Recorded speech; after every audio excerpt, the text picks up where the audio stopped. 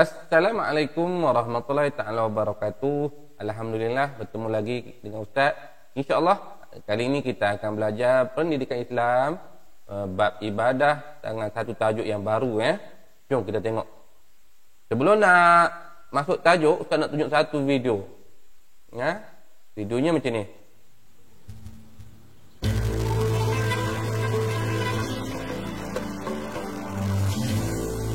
Sujud sahwi adalah sujud yang kita lakukan sebanyak 2 kali, iaitu sebelum kita memberi salam di tahiyat akhir.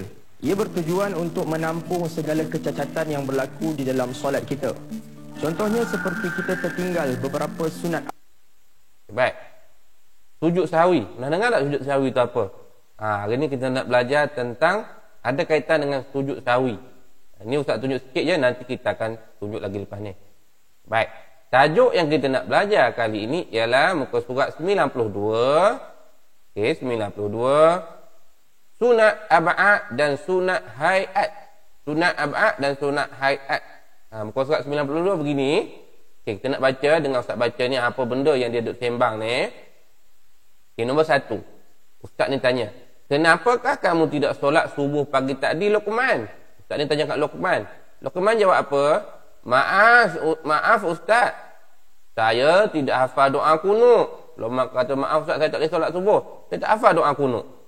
Jadi apa Ustaz ni cakap?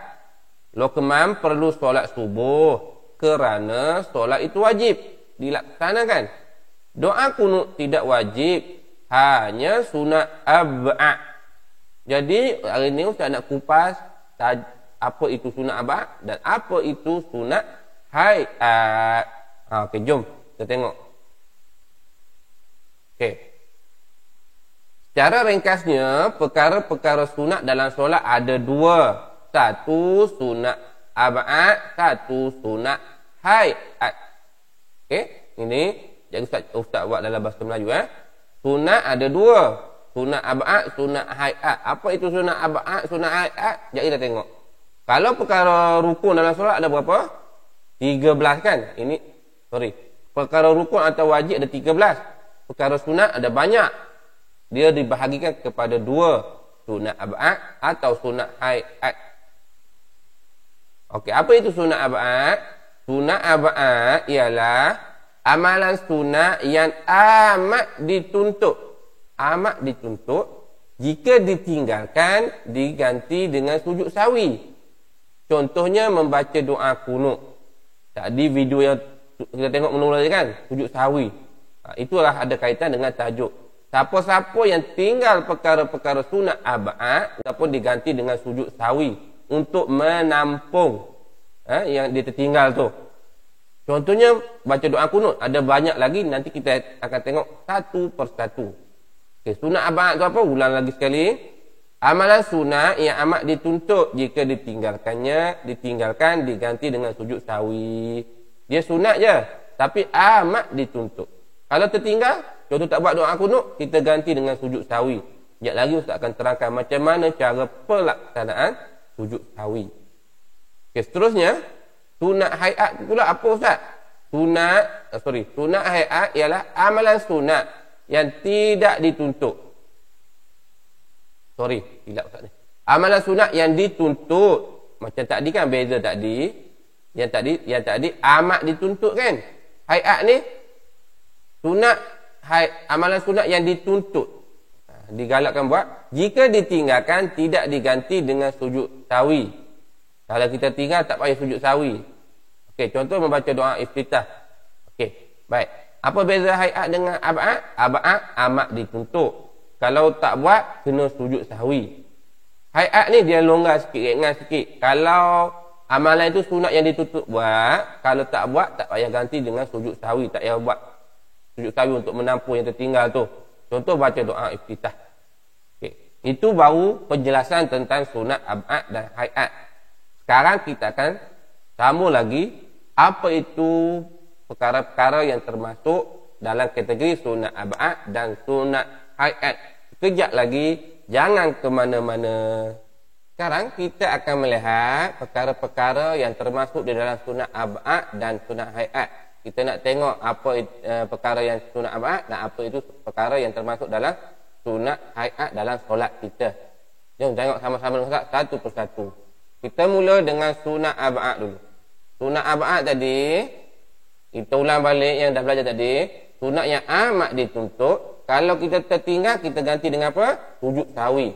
Baik, ini bahasa Melayu Jawi, ini bahasa Melayu, tak ada tukar kan? Baik. Apa itu perkara sunat ab'ad? Duduk dan membaca tahiyat awal. Pertama. Yang kedua, membaca selawat kata Nabi Muhammad sallallahu alaihi wasallam dalam tahiyat awal. Allahumma shalli ala sayyidina Muhammad tu. Baik. Ketiga, membaca selawat ke atas keluarga Nabi Muhammad sallallahu alaihi wasallam dalam tahiyat akhir. Wa ala ali Muhammad tu. Keempat, membaca doa kunut dalam solat subuh. Kelima, berdiri semasa membaca doa kunut. Keenam, berselawat ke atas keluarga Nabi Muhammad SAW semasa doa kunut. Ada 6 perkara sunat ab'ad. Kalau tertinggal salah satu, kita kena sujud sahwi. Boleh? Seterusnya kita pergi tengok pula sunat hayat perbuatan. Sunat hayat tadi, perkara sunat yang dituntut, kalau tertinggal tak perlu sujud sahwi. Apa yang pertama? Mengangkat kedua-dua tangan ketika takbiratul ihram. Rukuk, iktidal dan bangun selepas tahiyat awal. Okey, angkat kedua tangan. Kedua, meletakkan tangan kanan di atas bahagian tangan kiri ketika berdiri. Okay, baik. Ketiga, melihatkan tempat sujud. Keempat, duduk iftirash dan duduk tawarruk.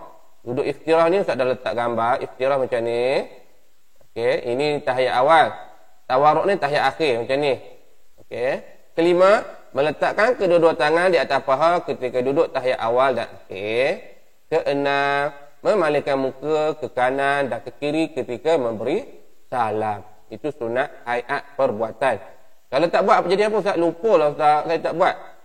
Tak apa, solat sah dan tak perlu sujud sahwi. Seterusnya kita akan tengok sunat hayat bacaan. Bacaan apa yang termasuk dalam sunat hayat? Okay, banyak ni Okay, melafazkan takbirul intiqalat, iaitu takbir yang mengiringi setiap perpindahan perbuatan dalam solat. Contohnya apa Ustaz? Tak faham Ustaz. Contoh macam ni. Kita rukuk kan? Kita rukuk. Lepas tu kita bangun dari rukuk, kita cakap Allahu Akbar. Itu nama dia takbir atau istiqalat. Lepas tu kita nak bangun daripada rakaat pertama, naik kita Allahu Akbar. Seterusnya, membaca isti'azah sebelum membaca Al-Fatihah dan menyebut amin selepas Al-Fatihah. Sunat juga. Auzubillah dengan amin. Sunat. Membaca doa iftitah, membaca surah selepas membaca Al-Fatihah pada rakaat pertama dan kedua. Al-Fatihah wajib. Baca surah sunat. Hayat. Seterusnya, kelima, menyaringkan suara pada bacaan Al-Fatihah dan surah pada rakaat pertama dan kedua ketika solat subuh, maghrib, isyak dan solat Jumaat. Menyaringkan maksud baca kuat. Solat maghrib subuh kan? Rakaat pertama kita baca kuat. Dengar, semua orang dengar. Seterusnya, membaca tasbih ketika rukuk dan sujud. Tasbih dia apa? Subhana rabbiyal azimi dan juga subhana rabbiyal a'la. Itu tasbih. Seterusnya, membaca Sami Allahu liman hamidah Rabbana lakal hamd ketika iktidal. Iktidal ada rukun, baca tu sunat. Membaca doa ketika duduk antara dua sujud. Apa doa dia? Rabbighfirli tu.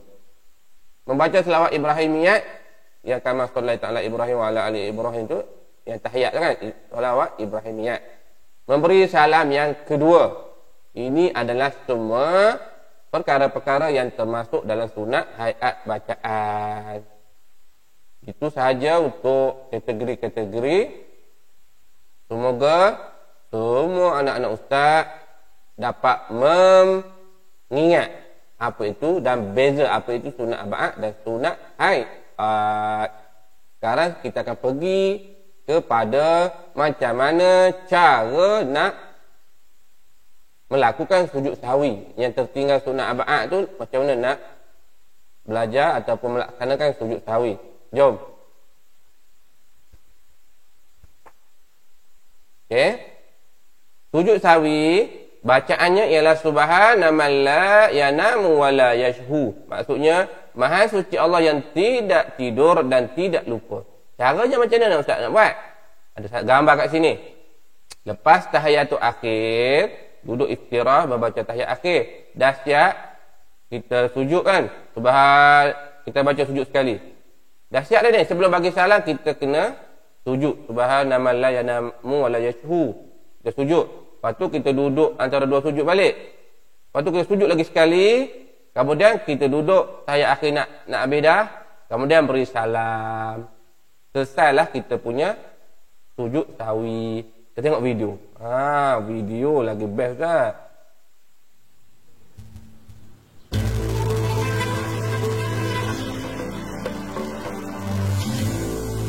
Sujud sahwi adalah sujud yang kita lakukan sebanyak 2 kali, iaitu sebelum kita memberi salam di tahiyat akhir.